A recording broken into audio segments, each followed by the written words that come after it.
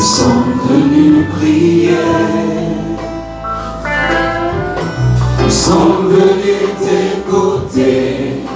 Recevoir ta parole. Nos cœurs assoiffés désirent te rencontrer. Nous sommes venus te chercher et nous sommes venus dire: digne, tu es digne, roi des rois, seul Seigneur, tu es digne. Toute grâce et puissance, toute richesse et sagesse, toute gloire et honneur et louange à l'agneau.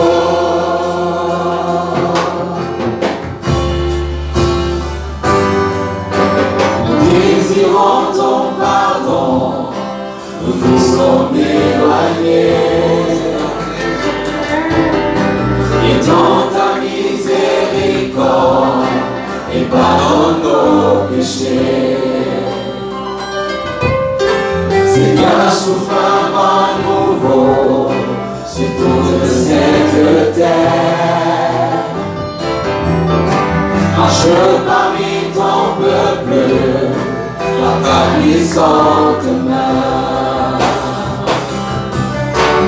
Digne, tu es digne, roi des rois, seul Seigneur, tu es digne. Toute grâce et puissance, toute richesse et sagesse, toute gloire et honneur et louange à l'agneau. Digne, tu es digne, roi des rois, seul Seigneur, tu es digne. Toute grâce et puissance, toute richesse et sagesse, toute gloire et honneur et louange à l'agneau immolé, qui nous a réconciliés avec le Père. À l'agneau sur le trône, pour toujours et à jamais. Amen. À l'agneau immolé, qui nous a réconciliés avec le Père. À l'agneau sur le trône, pour toujours et à jamais. Amen. À l'agneau immolé, qui nous a réconciliés avec le Père. À l'agneau sur le trône, pour toujours et à jamais, pour toujours et à jamais, pour toujours et à jamais. Amen. Amen. Amen.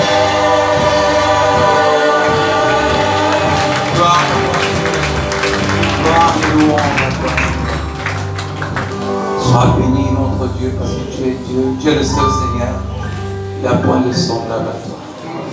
Merci de ta présence au milieu de nous. À toi soit l'honneur, la puissance, la gloire, parce que tu es vrai. À jamais, notre Dieu, au nom de Jésus. Amen. Nous le constatons tous, l'église de Jésus-Christ, ce n'est plus une église d'action.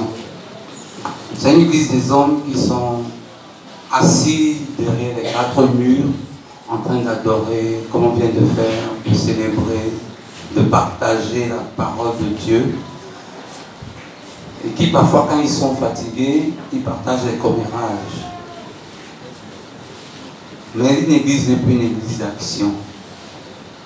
Pourquoi? Parce qu'il y a toujours eu 2 sentiments qui ont motivé Dieu de la création, quand il est venu chercher l'homme, jusqu'aujourd'hui, en passant par Jésus-Christ qui a manifesté ces 2 sentiments de façon profonde et qui était la base de ses actions, la compassion et la miséricorde.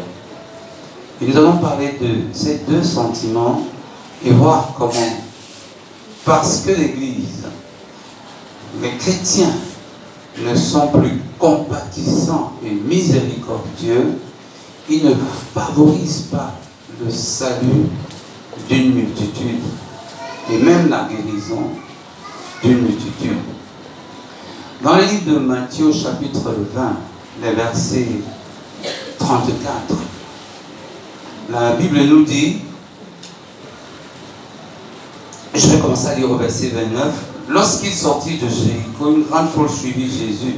Et voici 2 aveugles assis au bord du chemin entendirent que Jésus passait et crièrent, « Aie pitié de nous, Seigneur, fils de David. » La foule les reprenait pour les faire taire, mais ils criaient plus fort, « Aie pitié de nous, Jésus, fils de David. » Jésus s'arrêta, les appela et dit, « Que voulez-vous que je fasse ?» Ils lui dirent, « Seigneur, que nos yeux s'ouvrent. » Ému de compassion, Jésus toucha leurs yeux et aussitôt ils recouvrèrent la vue et le suivirent. Ce n'est pas la première fois que la Bible dit Jésus, ému de compassion, il s'est mis à guérir les malades. Et la compassion du Seigneur va encore se retrouver dans un autre domaine spécifique de la vie chrétienne. Dans le livre de Marc, au chapitre 6, et les versets 34. Quand ils sortirent de la barque, Jésus vit une grande foule et fut ému de compassion pour eux, parce qu'ils étaient comme des brebis qui n'ont point de berger. Il se mit à leur enseigner beaucoup de choses. Et nous allons donc voir qu'en fait, ça aussi on va le reprendre avec Matthieu, quand Jésus, voyant la foule, était ému de compassion, parce qu'ils étaient comme des brebis sans berger. Et c'est des phrases qui reviennent très souvent dans le Nouveau Testament. Devant un malade, avant la guérison, il y a un sentiment qui jaillissait, la compassion avec le malade. Il faisait corps avec la souffrance du malade avant d'agir. Et quand il était devant une foule de personnes qui étaient comme des brebis sans berger, il y a ce sentiment qui rejaillissait, la compassion. Il voyait leur douleur et commençait à enseigner ces personnes. Et en fait, c'est des sentiments moteurs. Parce que quand Jésus, la Bible dit, Jésus ému de compassion, on peut même croire que Jésus a pleuré quelques secondes. Je dis on peut croire, hein, ça c'est moi qui le dis, qu'il a pleuré quelques secondes quand il a vu la douleur de cette personne. Quand il a vu la souffrance de ces personnes, il y a eu comme un sentiment, il y a eu un partage de douleur entre Jésus et la personne. Il ne pouvait rien faire d'autre que d'apporter son secours dans la vie de ces personnes. Donc très souvent, le désir de communiquer l'amour de Dieu aux hommes pour le salut de leur âme tire toujours la source dans la vie de Jésus de la grande compassion. Et c'est même ça qui a fait que Dieu provoque le salut des hommes.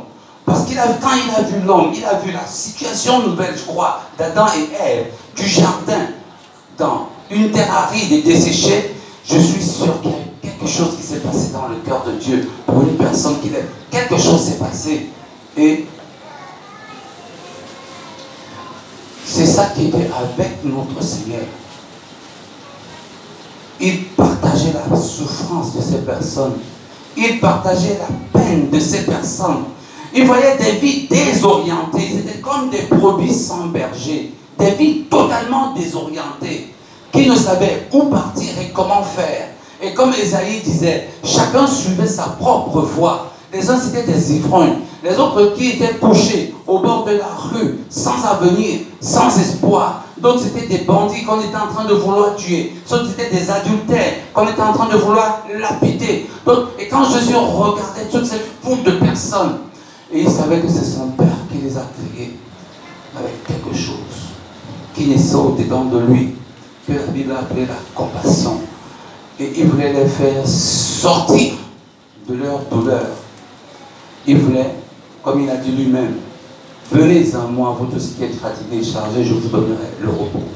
Il voulait leur donner le repos de leurs problèmes. La vie d'un drogué et ses douleurs, la vie d'un alcoolique et ses douleurs, la vie de tous ces jeunes qui sont livrés à eux-mêmes, ces enfants qui depuis leur adolescence, ils ont 12 ans, 13 ans, mais c'est déjà des homosexuels, ils vont te le dire aussi clairement que ça. Ne doit pas appeler aux commentaires, il doit tout simplement appeler à une douleur partagée, parce que ces enfants sont dans la douleur. Et quand dans ton cœur, tu ne peux pas avoir une douleur partagée avec ces personnes, tu ne peux pas sortir dans la rue pour leur parler de Jésus. Tu vas simplement les juger. Et Jésus avait une douleur partagée. Quand il regardait, il y avait comme une douleur, il prenait part à la douleur de ces personnes. Et c'est là où je vois l'apôtre Pierre, Paul qui va dire, portez-vous vos fardeaux les uns les autres. Ce n'est pas seulement les fardeaux de maladies, des problèmes et tout. C'est aussi le fardeau du perdu.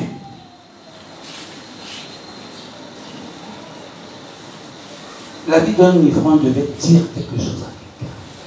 La vie d'un drogué abandonné dans la rue devait dire quelque chose à quelqu'un. Pas susciter le commentaire. Jésus n'a jamais fait de commentaire sur les perdus. Il n'a jamais fait le commentaire. Il est plutôt allé s'asseoir à côté d'eux. C'était ça ses compagnons. C'était eux ses compagnons. Il est allé s'asseoir à côté d'eux. Parce qu'il était toujours ému de compassion, puisqu'il connaissait leur avenir spirituel et leur douleur terrestre. C'est ça qui manque au peuple de Dieu aujourd'hui. C'est ce sentiment qui manque au peuple de Dieu aujourd'hui. Et le désespoir devant Jésus, d'après le livre de Matthieu au chapitre 9, était tellement grand. Dans le livre de Matthieu chapitre 9, à partir des versets 30, Jésus parcourait toutes les villes et les villages, enseignant dans les synagogues, prêchant la bonne nouvelle du royaume et guérissant toute maladie, toute infirmité. Voyant la foule, il fut ému de compassion pour elle, parce qu'elle était languissante et abattue. Languissante et abattue. Aujourd'hui, quand je partais baptiser les gens, j'ai vu deux garçons qui ont passé leur nuit devant le bar. L'un était là couché.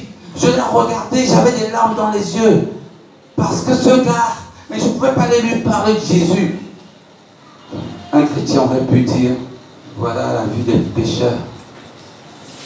Voilà la vie des pécheurs. C'est la réaction des chrétiens aujourd'hui. Voilà la vie des pécheurs. Mais la douleur de cet enfant allait percer le cœur de notre Seigneur Jésus. Et la Bible dit que quand il a vu la foule, il était ému de compassion, parce qu'elle était languissante et abattue, comme des brebis qui n'ont point de berger. Vous imaginez ces personnes qui sont languissantes, ces personnes qui sont abattues, qui sont autour de nous, cet homme qui tape sur sa femme tous les jours et qui est ton voisin. Tu fais juste le commentaire. Mais tu ne vois pas la douleur qui est à l'intérieur de cette bastonnade. Tu ne vois pas les enfants qui vont être dans la rue. Certains seront prostitués, certains seront des bandits, des brigands, parce qu'ils sortiront d'une famille déséquilibrée. Mais tu as seulement un voisin qui tape sur sa femme tous les jours. J'ai un voisin qui tape sur sa femme tous les jours. Il nous fatigue. Ce sera ton commentaire. Mais ce ne sera pas le commentaire du Seigneur Jésus. Parce qu'il va entrer dans la douleur de ces personnes. Alors il dit à ses disciples, la moisson est grande, mais il y a très peu d'ouvriers. Priez donc le maître de la moisson d'envoyer des ouvriers dans sa moisson. Lui-même, Jésus était là. Et il se rend compte que quand cette foule est si languissante, même lui-même ne peut pas percer tout le monde. Il ne peut atteindre que la quantité de personnes qu'il peut atteindre. Et il savait que vous serez là pour continuer le travail. Chacun pour sa part, rempli des mêmes sentiments de compassion. Et c'est ça qu'il a dit à ses disciples de prier. Parce qu'il faut du secours. Il faut du secours.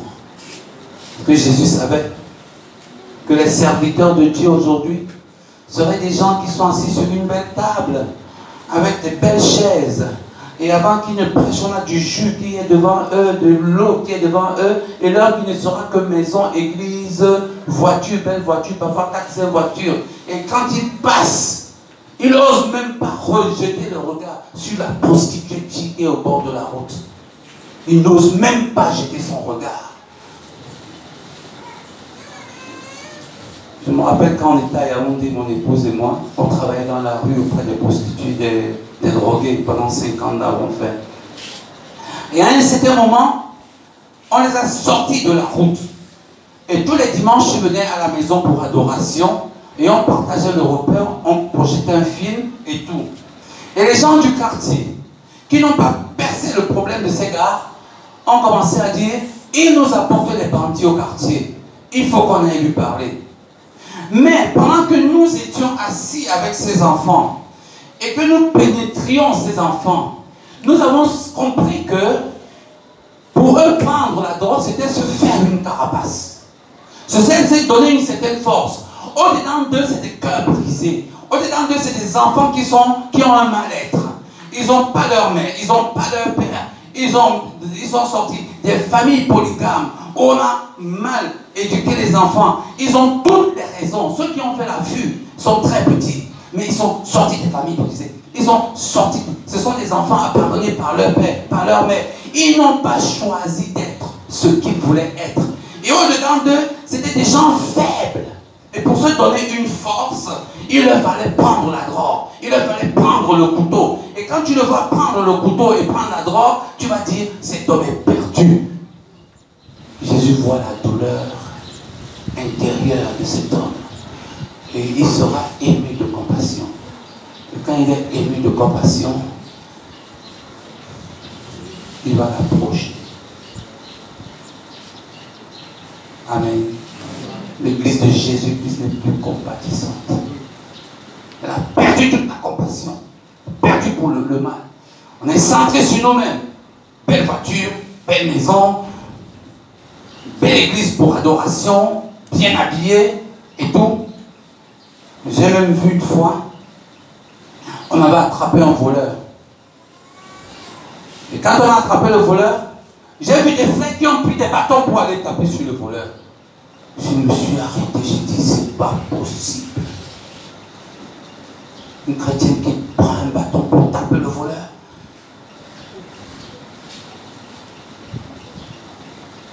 Ce n'est pas possible.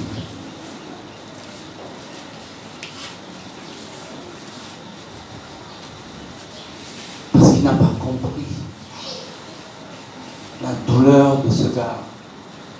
Et quand nous travaillions dans la rue, j'ai rencontré une femme qui était dans un service social du gouvernement au ministère des Affaires sociales. Et nous avons commencé à discuter ensemble parce qu'elle travaille aussi pour les enfants de rue. Elle m'a dit que la première fois on l'a présentée dans le cadre des enfants de rue, on a donné son prénom, Jeanne, quelque chose comme ça. Il y a un garçon qui l'a haï immédiatement. C'est-à-dire qu'il faisait tout pour mettre des bâtons dans les roues de cette femme. C'était un délinquant. Le jour où elle a percé le mystère, ce garçon haïssait cette dame au travers de sa mère. La mère de ce garçon s'appelait Jeanne. Et quand on a donné le nom de Jeanne, la haine est partie directement sur cette femme. Et elle m'a dit, j'ai tellement travaillé dans sa vie qu'elle est devenue gendarme. Amen. Sa haine est passée tout dans l'amour de cette femme. Quand elle a compris d'où venait sa haine. Et c'est ça ce que Jésus faisait. Il perce des nuits l'histoire de quelqu'un pour l'atteindre. Des chrétiens qui tuent, qui veulent tuer des voleurs. Parfois même on marche dans la rue, on dit bien fait pour lui. Voilà les sentiments des chrétiens aujourd'hui. Je ne veux pas dire. Tu entends qu'un frère ou une soeur a attrapé une grossesse. On lui avait dit. Voilà, c'est pas ton sentiment, on lui avait dit de ne pas marcher avec les garçons. Mais tu ne vois pas que la personne est en train d'aller en enfer. Et tu ne connais pas le trouble dans le cœur de cette personne. Au lieu de l'appeler pour lui dire comment cela est arrivé, pourquoi cela est arrivé, on lui avait dit de la porter les conséquences de son péché. Parce qu'il n'y a pas de compassion dans la vie des enfants de Dieu. Aujourd'hui, la compassion est partie. C'est la compassion, on va le voir dans la Bible, qui était le moteur de la prédication du Seigneur Jésus-Christ. Parce qu'il faisait corps avec le perdu. Et c'est la même compassion qui était le moteur de la guérison, nous l'avons vu. Jésus est ému de compassion à guérir. Et on va le revoir très souvent. Jésus est ému de compassion à guérir. C'est la guérison de notre Seigneur. Glorifier le nom de Dieu. La motivation de la guérison n'était pas le déploiement de la puissance de Jésus, n'était pas le déploiement de la force de Jésus, n'était pas pour démontrer aux gens que je suis fils de Dieu. Parce que malheureusement, c'est ça aujourd'hui, le chrétien. Guéri pour tirer gloire.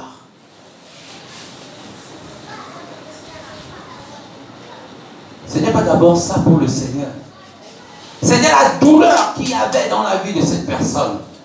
C'est pendant qu'on criait, on a lu, c'est lépreux, ils ont crié. Quand Jésus les a regardés, pendant que les autres empêchaient qu'ils arrivent vers Jésus, Jésus les regarde. Il voit leur douleur, il voit leur supplication.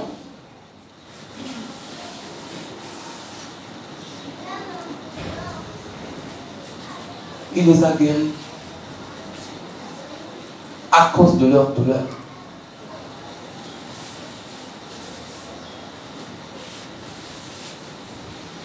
Vous savez, quand on n'a pas ce sentiment, on fait comme les chrétiens font aujourd'hui. Je ne suis pas beau, ce n'est pas possible pour moi d'aller prêcher l'évangile. Je n'ai pas le temps. Mon patron ne va pas me permettre de sortir. Et tout ce patron même est en train d'aller en enfer parce que c'est un franc-maçon. Tu as déjà parlé de ce Jésus? Tu as déjà parlé de ce Jésus, un franc-maçon devant toi, un rosicrucien devant toi, un homme bon pour l'enfer, un musulman devant toi, il est bon pour l'enfer. Ce que tu vois, c'est ton patron, mais tu ne vois pas les douleurs de sa vie.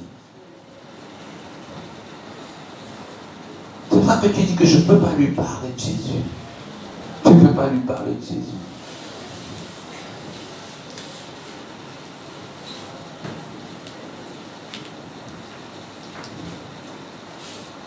Et quand Jésus prenait part à la souffrance du malade, la Bible nous déclare que très souvent,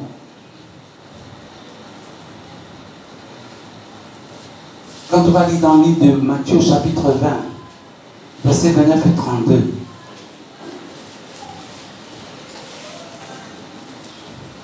la Bible nous montre que après Dieu tirait gloire de ce que le Seigneur Jésus a fait. Vous savez,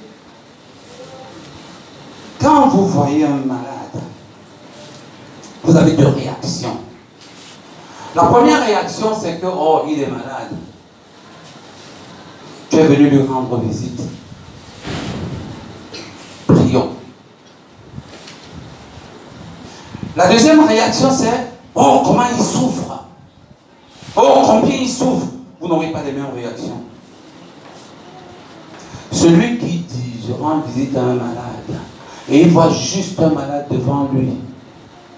Et celui qui vient voir le même malade, et qui entre dans la souffrance du malade, n'aura pas la même réaction que l'autre. Vrai ou faux? Ce ne sera pas la même réaction. Celui qui communie avec la souffrance du malade va agir autrement. Il va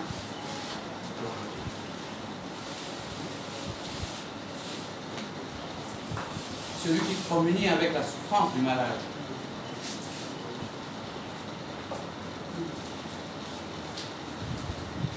Jésus.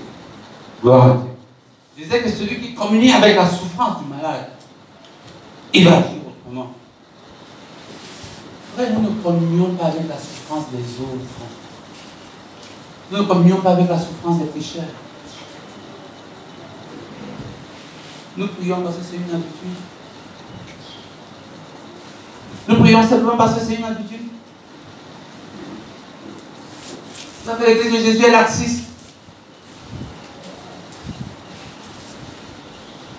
Mais quand tu as communié avec la maladie de la personne, tu vas te rendre compte que tu peux même commencer à pleurer à sa place.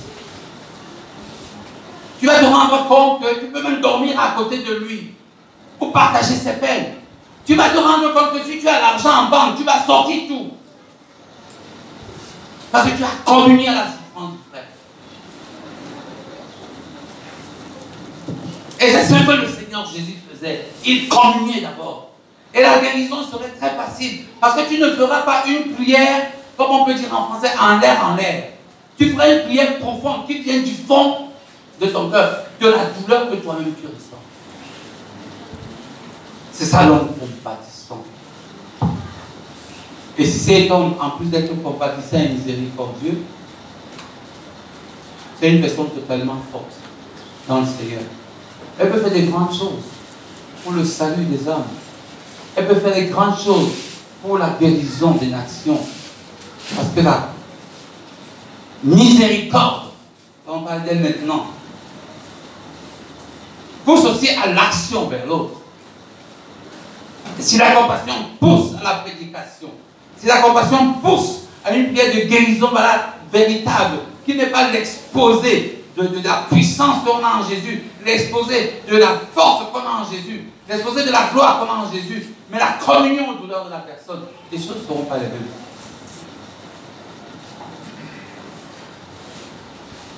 L'homme miséricordieux n'a jamais un esprit de jugement en lui.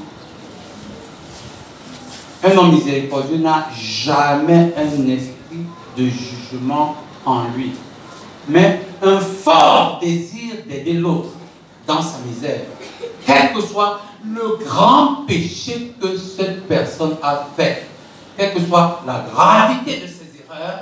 Si tu es miséricordieux, tu veux atteindre la douleur de cette personne. Dans le livre de Luc, au chapitre 10, à partir du verset 25. Livre de Luc au chapitre 10, à partir du verset 25.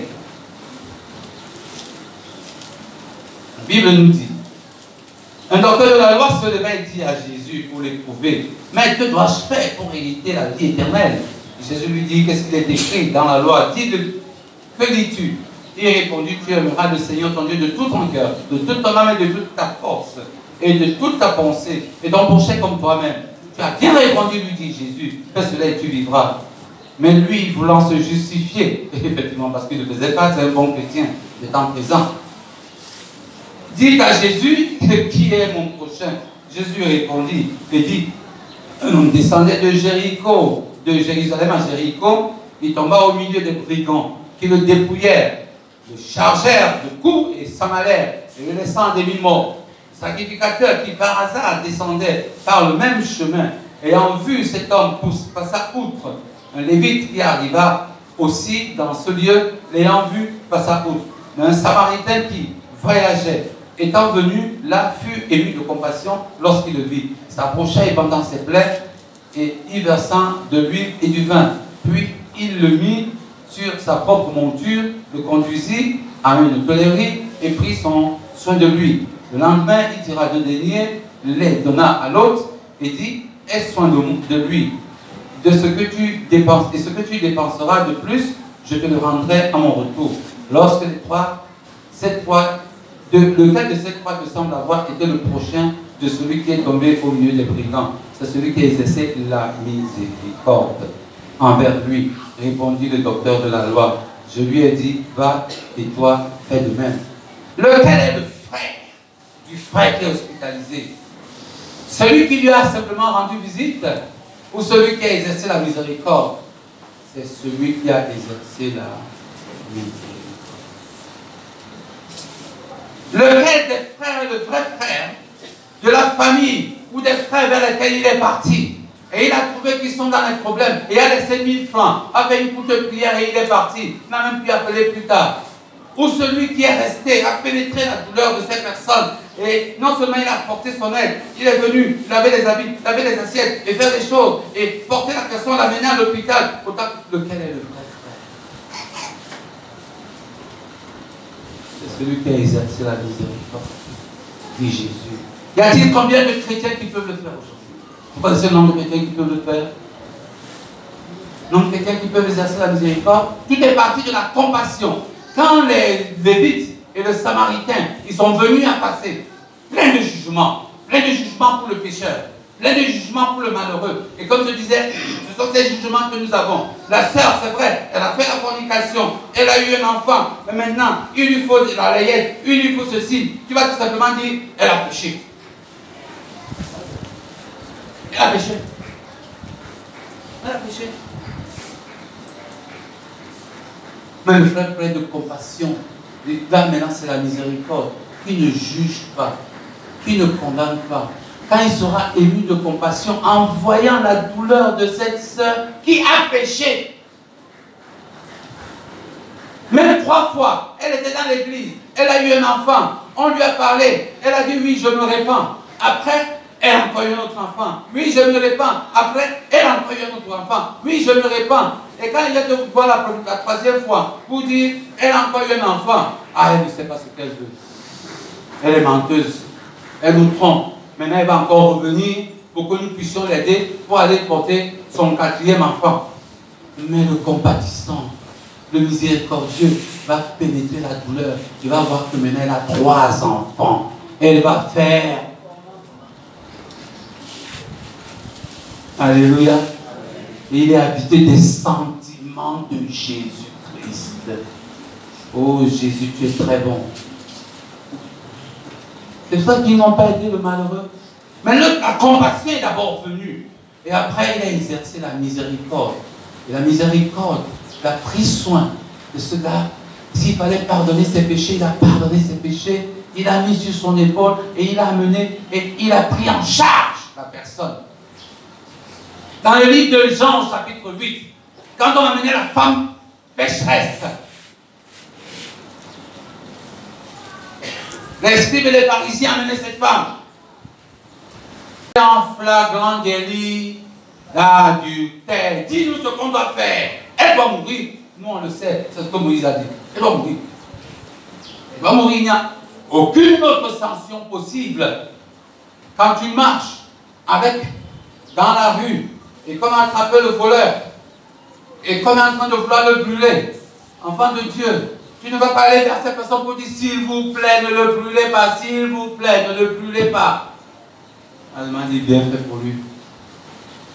Ou bien il va passer comme le Lévite, ça ne m'intéresse. Ce n'est pas mon problème, ça ne m'intéresse pas. Tu vas passer comme le sacrificateur, ça ne m'intéresse pas. Ça ne m'intéresse pas.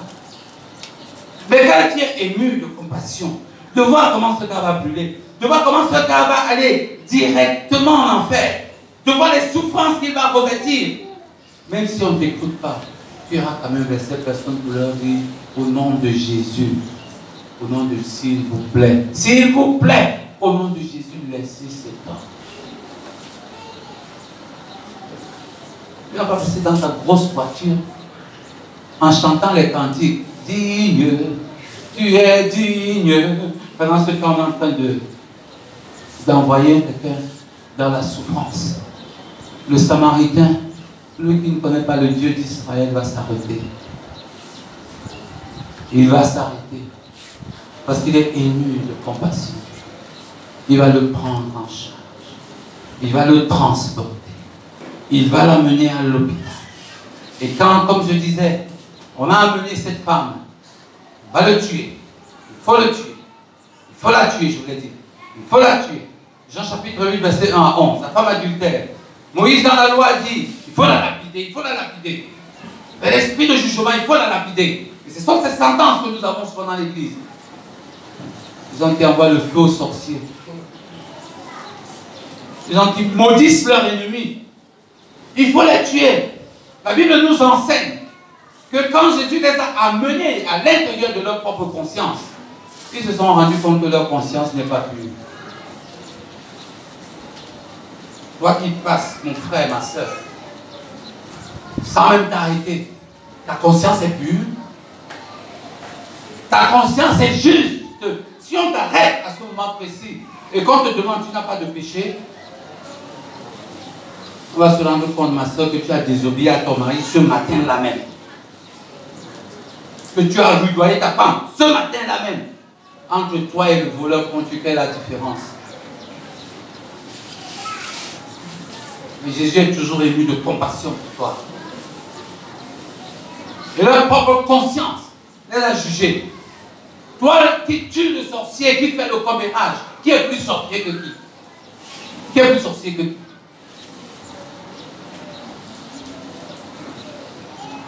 Toi qui tues le sorcier, qui méprise ton frère. Toi qui as haine de tes ennemis et qui méprise ta soeur, qui est plus sorcier que qui? Qui est plus ennemi que qui?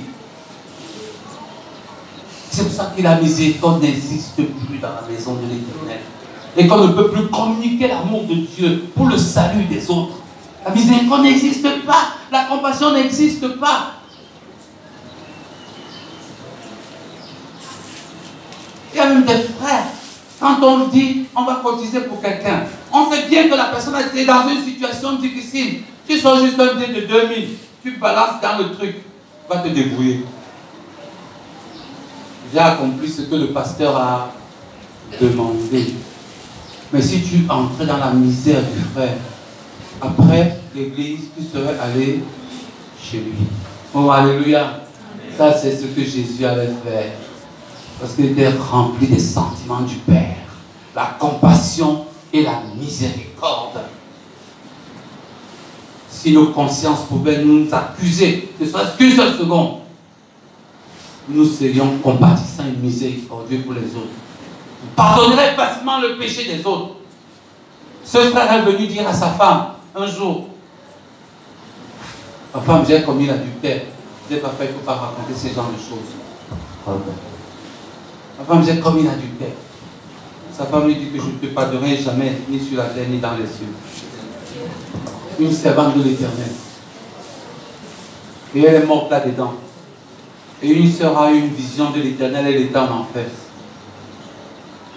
Et elle demande à l'Éternel, mais elle a servi l'Éternel, pourquoi? Le Seigneur lui a dit que le jour où elle a dit à son mari, je ne te pardonnerai jamais, j'ai remis tous ses péchés sur elle. J'ai remis tous ses péchés. Et c'est à cause de ses péchés qu'elle a fait beaucoup de choses sur la terre, mais ses péchés sont restés gravés sur elle. Heureux les miséricordieux. Allez-y. Heureux les miséricordieux. Alléluia. Alléluia. Heureux les miséricordieux, car ils obtiendront miséricorde. Et quand tu exerces la miséricorde, c'est pour sauver la personne.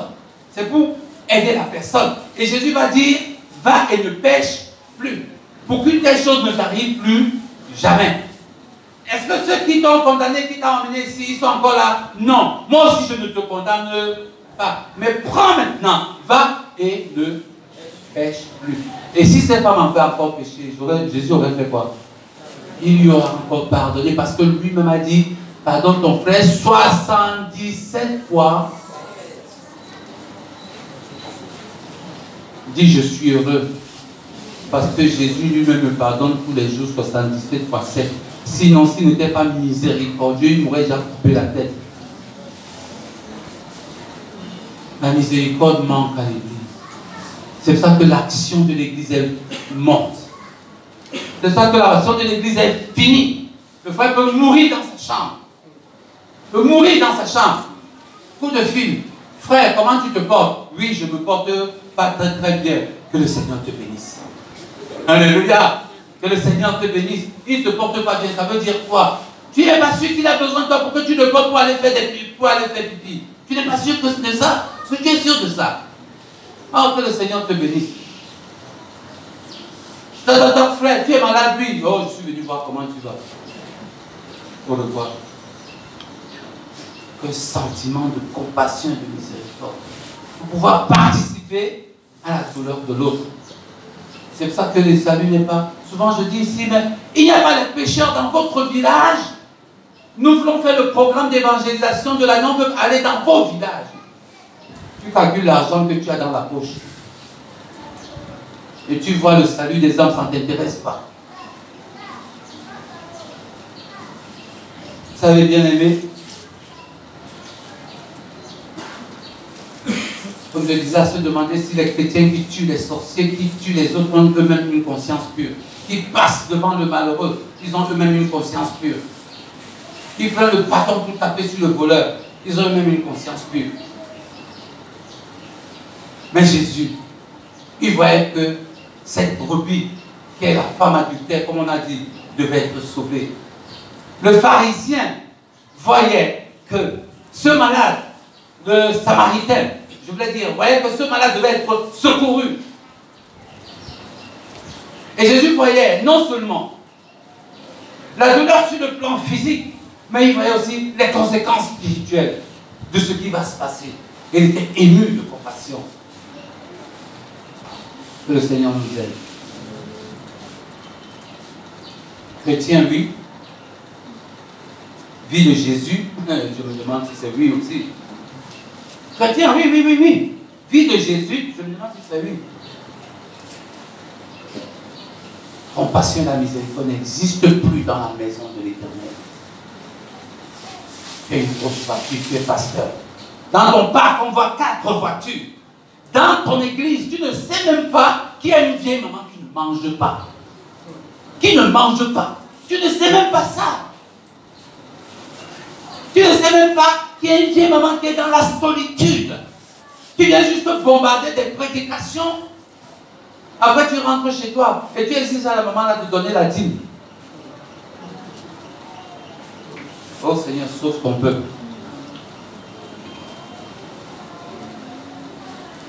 Que le Seigneur nous bénisse ce matin.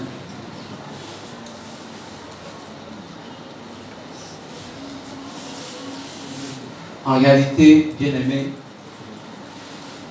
ce n'est pas le péché du délinquant ou de la prostituée ou du brigand qui poussait Jésus à l'action. C'était la compassion qui le poussait à l'action.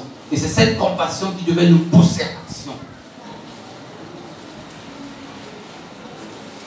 La Bible va nous dire, dans le livre de Matthieu, au chapitre 23, verset 23, que la compassion, la miséricorde, doit venir avant la dîme. Alléluia. La dîme, c'est l'argent qu'on donne à Dieu. Hein. Mais Dieu dit que la miséricorde vient avant la dîme. Quand on va lire dans Matthieu 23, verset 23, peut-être que tu ne le savais pas. Miséricorde vient avant toutes les offrandes que tu fais. Sans être tes offrandes, semble être nul devant le Seigneur. Malheur à vous, scribes et pharisiens hypocrites. Ils les appellent les hypocrites, hein. Parce que vous payez la dîme de l'amande, la dîme de l'année et la dîme du cumin. Et que vous laissez ce qui est plus important dans la loi, la justice, la miséricorde et la fidélité. C'est là ce qu'il fallait pratiquer sans négliger la dîme. Sans négliger les offrandes. C'est la compassion et la miséricorde qu'il faut d'abord pratiquer avant de donner la dîme et les offrandes. Non, on n'a rien compris. J'espère que quelqu'un a compris quelque chose ce matin. Et que la vie de quelqu'un va totalement changer. Amen. Quelqu'un va prier pour nous. Amen. Nous sommes dans la prière.